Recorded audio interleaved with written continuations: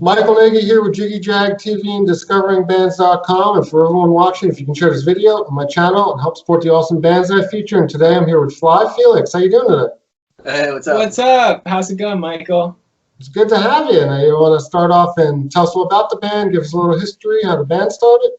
Of course. Yeah, it was kind of like, it started as a solo endeavor. I moved to Austin, but I knew I wanted it to be a band. So I was like kind of looking for people to collaborate with and really couldn't find anyone that fit perfectly until I met this guy. And we kind of like took some of the demos that I had been working on and evolved them in California a couple years ago. Yeah. And then we just put out, like, self-released our album last year. And we've been working on new stuff. For self-releasing the album, it's doing pretty well. Hey, thanks. Yeah, thanks. And I see you're going to be releasing a new animated video next week, right? Yeah, we're real excited about that. We ended up teaming up with the National Forest Foundation. So we're going to launch a fundraiser. It's going to help wildlife preservation and just like crucial habitat assistance and stuff. And so, but it's really fun. We've been working with these animators based in Australia. They're like a duo that do like stop motion animation. And so this is actually their first, like, I think it might be like their first classic, would you call it classic animation, or is it? Yeah, it's like one of their first classic animations that they use some digital work, but it's like a really cool combination of like the classic style and then digital on top of that. We're really proud of it. We've been having like Zoom conversations with them like each week throughout the past several months, and just been conceptualizing ideas and stuff. And so it turned out really great, and we're real happy. Cool. And the song itself, Beautiful Animal, you want to go into a little more detail about the song, the meaning of it? Sure. That actually was, I ended up moving. We're actually at a cabin right now in northern Arizona. My family all live out in Arizona. But I was living in Austin when I wrote the song, or I decided to take some time away, and I came out here and just locked myself in the woods and wrote a bunch of stuff. And those were the demos that I brought out to LA and that Eric and I kind of worked on. And so yeah, it was like the first song that I wrote when I was leaving Austin, and it was kind of like a new chapter kind of experience. Yeah, and each of these songs kind of are represented by tarot cards. Like, so this song, Beautiful Animal, is represented by the Strength card, and it's that card with the lion on it, and there's a siren as well, like a woman basically that she's standing over the lion. And so the animation kind of plays into that by diving into that world and going into like the world of like that tarot imagery. That's really neat. Thanks. Yeah, each song, it's been a really fun way to find inspiration. We do pair each song with a tarot card. So our hope is to get through the entire deck. Wow. Wow. Yeah, it's a lot of songs, but that's all right. So your next EP that's coming out soon, I guess it's a continuation then of the tarot cards? It is, yes. Yeah, we don't want to give too much away, but we're real excited. We've been kind of doing some stuff long distance with one of our buddies out in Houston who's been helping us co-produce some stuff, and it's a new collaboration project, a new chapter. Lots of cinematic and mystical energy, and yeah, lots of tarot visuals. Yeah, right. Awesome. And when is the new EP going to be coming out? Hope you're all right. We're still kind of locking in dates for the EP, but in the next couple months we'll start putting up this spring singles. Yeah, this spring. That's cool. Yeah. There's something to look forward to. Absolutely. Yeah. Absolutely. How are you doing, man? Where are you right now? I'm in Central Jersey. Oh, right on. Cool. I'm missing live music like everybody else. Yeah, exactly. Exactly.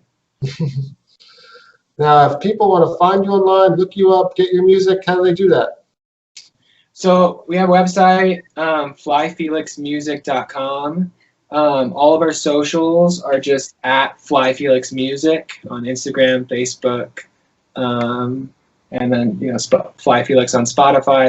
I think our first album is available on all major streaming services. Yeah. And yeah, get in touch. We have a line. I think we have a number now. We do have a line. Yeah, just have like a new phone service that anyone can text us. Yeah, so please get in touch and set up a tarot reading with me sometime. I've been doing. You've been doing a lot of those.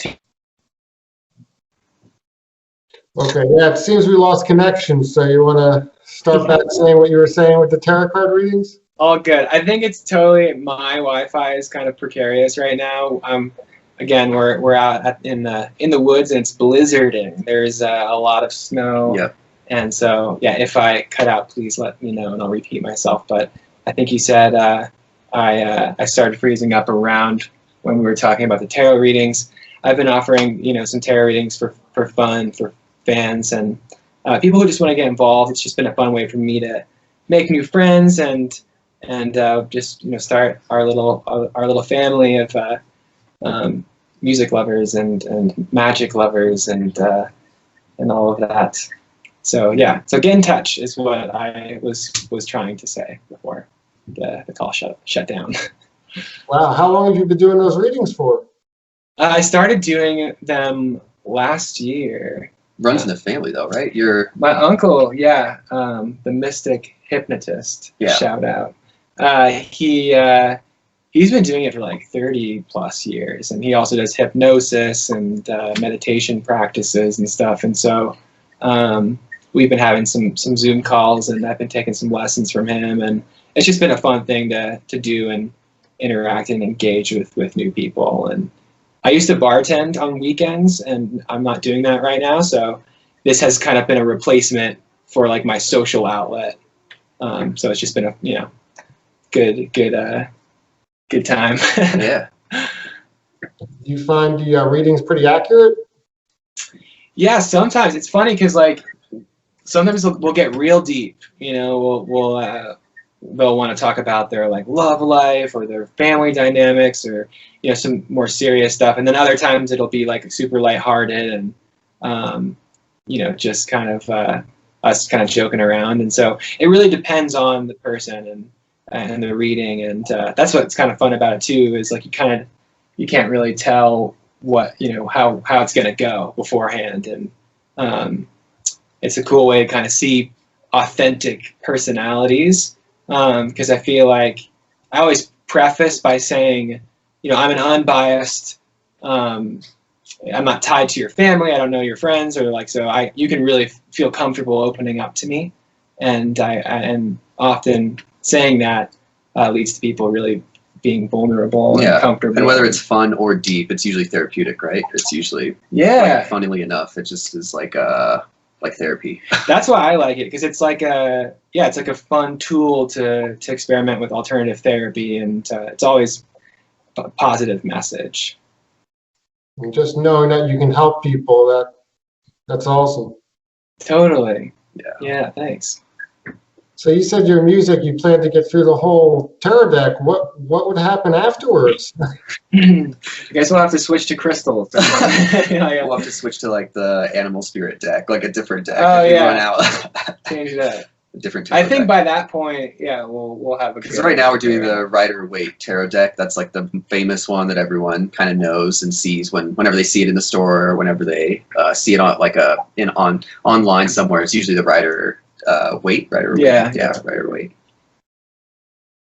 And the name Fly Felix, how did that come to be?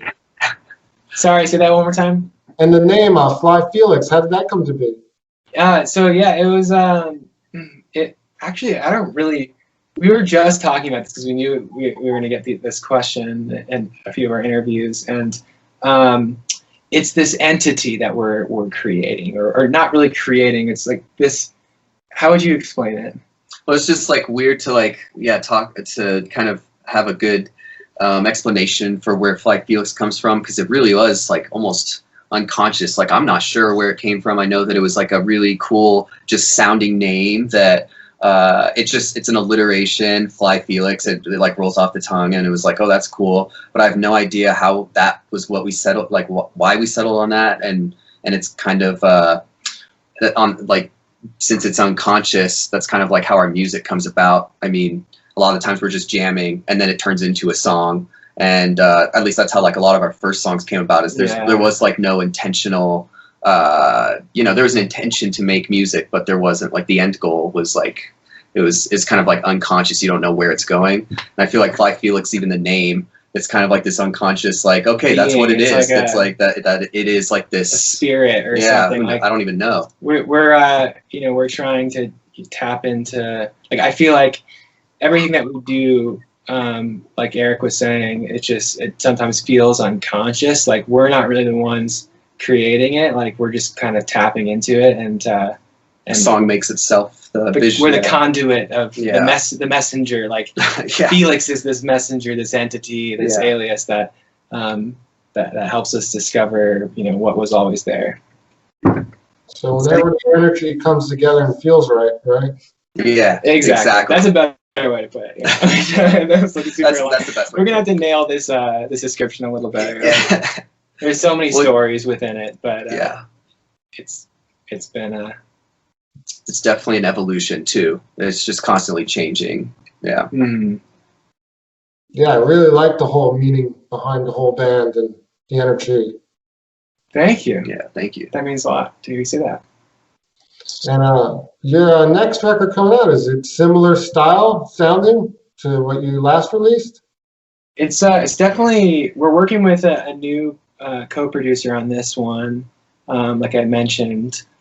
So he has some influence in it, and then we also, like I said earlier, we did a lot of it long distance. So like I tracked my vocals and guitar parts and stuff, or whatever here, and then Eric would layer in his parts and track from his isolation space, and then our co-producer Adam Tyne, he has his setup in Houston. So all the three of us kind of like would send stems around and have meetings on like streaming services, like screen sharing sessions and stuff. And it does influence the sound. I would say there's a lot of similarities between what we've already done for sure, but it also it definitely there's a lot of differences. It sounds a little more evolved, and that whole remote working is just like it just brings a different dynamic.